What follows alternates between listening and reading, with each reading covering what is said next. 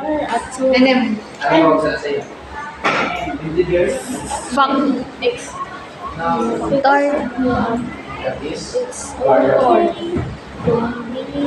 Exponent. Exponent siya, di ba kaya sa papa ko? Awa lang yan. Base. Ay. Base. Numerator. Ano sa papa ko? Ang tulo lang. Denominator. Exponent. Numerator. Denominator. Base. Base. Base. Ay. Basta po next numerator. Okay. Base. Auxiliary. Ano lang pwede in activity na activity na lang na before exponent denominator. Sino ba pala? Pwede mo kapatid mo. Hindi mo. Ano rin sa Also known as. also known as Mawala aka is also known as using your knowledge of rational experiments. Improvement yapon. Paano mo ginawa is a culturally indigenous Bisaya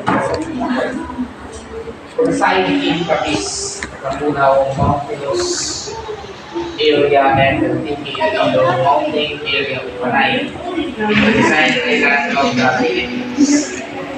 They are one of the two only culturally indigenous group of Visayan language speakers in the Western Visayas.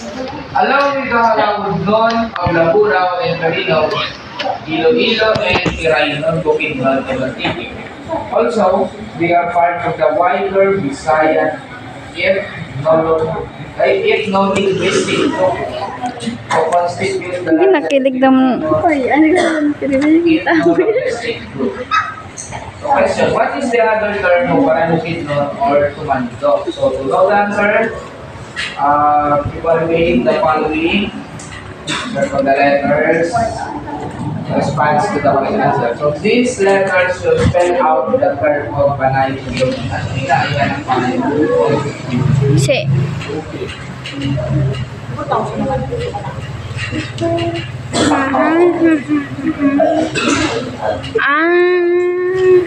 File ba? Meet my twin.